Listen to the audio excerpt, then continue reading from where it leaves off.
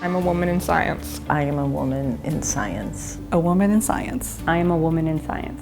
I am a woman in science. At the Cleveland Museum of Natural History, women have always been a driving force. Through groundbreaking discoveries in the lab and in the field, and through award-winning science education, they have strengthened our understanding of the natural world around us. The common thread among these inspirational women is a passion for science.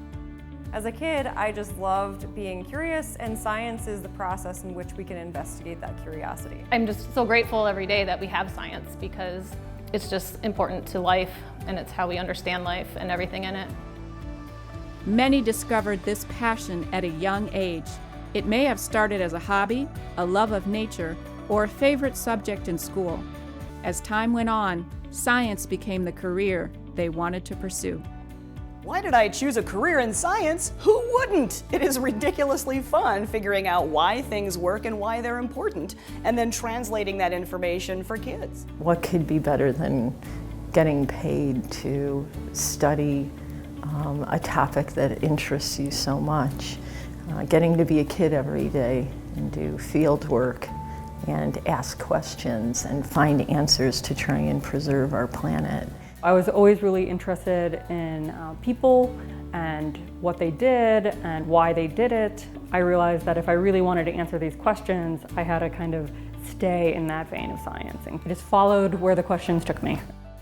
At one point, it just became that, I can't imagine doing anything else other than this.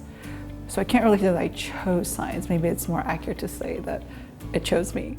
Pursuing science is not always an easy path for young women.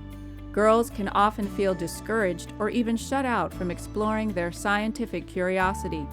Having positive role models and a strong support structure can help overcome these hurdles. Growing up, I was often taken to museums, to zoos, so my parents and my family encouraged my interest. I do have two role models. One is Eugenie Clark, who was known as the Shark Lady, one of the first women in ichthyology, and the other is Janet Guthrie, who was the first woman driver in the Indianapolis 500. And to me, that was so cool that there were women out there doing that kind of stuff. Scientists like Jane Goodall and Diane Fossey. I remember reading National Geographic and just thinking how amazing it must be to live in the jungles of Africa and study chimpanzees and gorillas, and that's what I wanted to do. Growing up, I actually idolized Jack Horner and Bob Bacher and a lot of the male paleontologists. Nowadays, there's hundreds of female paleontologists to choose from that you can actually look up to as a young woman in science. A career in science has led to exciting, once-in-a-lifetime opportunities and the ability to do the work they love every single day.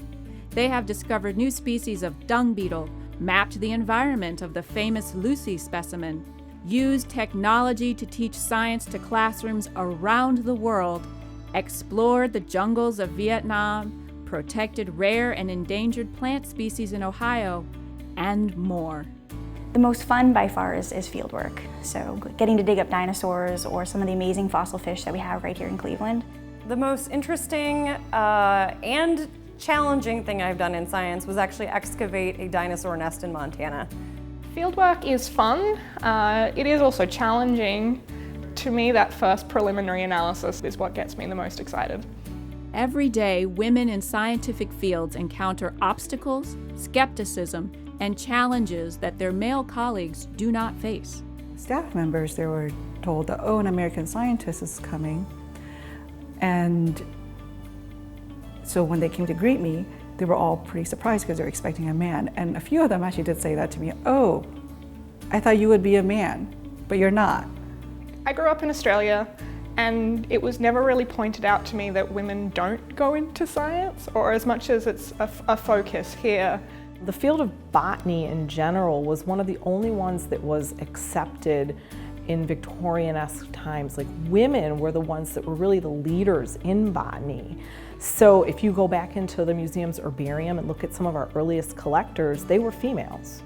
The excitement these women have for their discoveries is matched only by their enthusiasm for seeing the next generation explore new frontiers in science.